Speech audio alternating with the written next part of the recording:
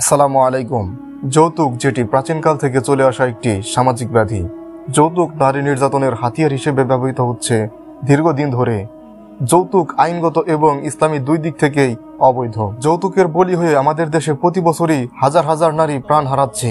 আবার এই যৌতুক নিয়ে আমরা সোশ্যাল মিডিয়াতে এমন ভিডিও অনেক সময় দেখতে পাই যেখানে ছেলেরা বলে থাকে, তোমাকে বিয়ে করলে তোমার বাবা মাকে এটা দিবে ওটা দিবে। এগুলো নিয়ে আমরা মজা করি, অথচ এগুলো কিন্তু কোনো মজার বিষয় নয়। যে যৌতুক নিয়ে হাজার হাজার নারীরা প্রাণ দিচ্ছে, সেই যৌতুক নিয়ে আমরা দুষ্টুমি করতেছি। প্রাচীনকাল থেকে ইসলামে যৌতুক সম্পূর্ণ নিষিদ্ধ এবং নিন্দনীয়। আবার আমরা এমন ঘটনাও দেখতে পাই যে বিয়ের মধ্যে আমরা যৌতুক হিসেবে কিছু চাই না, তবে উপহার হিসেবে খাট, পালঙ্ক, ফ্রিজ, টিভি, বাইক, এরকম আরো কত কিছু চাই। আসলে আপনি যৌতুক আর উপহারের মধ্যে পার্থক্য বুঝেন? উপহার কি চেয়ে নেওয়ার জিনিস? উপহার কি কেউ চেয়ে নেয়? আর আপনার উপহার যদি প্রয়োজনে পড়ে তাহলে আপনি চেয়ে নিবেন কেন? উপহার তো চাওয়ার জিনিস নয়। তবে কনের পরিবার থেকে যদি নিজ ইচ্ছায় একদম নিঃস্বার্থভাবে কিছু দেয়, সেটা আলাদা কথা, সেটা একদমই ভিন্ন কথা, কারণ সেটা তারা নিজ ইচ্ছায় দিচ্ছে। ইসলামে নারী এবং পুরুষ উভয়কেই অধিকার দেওয়া হয়েছে। এমনকি বিয়েতে নারীদেরকে তাদের খুশি মতো দেনমোহর দেওয়ার কথাও বলা হয়েছে।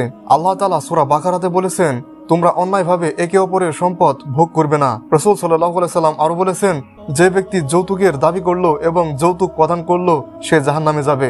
অর্থাৎ যে যৌতুক দেবে এবং যৌতুক নিবে উভয় কিন্তু গুনাহগার হবে। যৌতুক দেওয়া যদি বাধ্যতামূলকই হতো তাহলে রাসূল সাল্লাল্লাহু আলাইহি সাল্লাম তার কন্যা অর্থাৎ হযরত ফাতিমা রাদিয়াল্লাহু তাআলা আনহার বিয়েতে যৌতুক দিয়ে তা আমাদের উপর বাধ্যতামূলক করে দিতেন।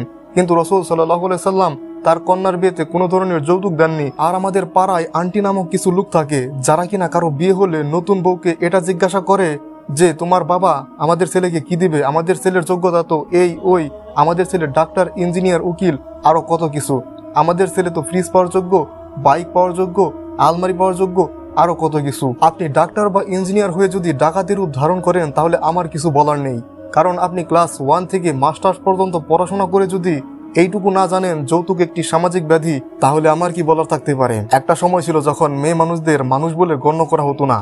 আইএমএ জাহিলিয়াতের যুগে যখন কন্যা সন্তান হতো তখন তাদেরকে জীবন্ত কবর দেওয়া হতো। শুধু তাই নয়, এমন সময় ছিল যখন স্বামী মারা যেত তখন আগুনে স্ত্রীকে তার সাথে বেঁধে দেওয়া হতো। যদি স্ত্রীর কোনো দোষ নাও থাকতো তারপরও তাকে আগুনে বেঁধে দেওয়া হতো তার সাথে। অথচ ইসলামী মেয়েদেরকে ছেলেদের মতো বাঁচার অধিকার দিয়েছে, করেছে সম্মানী।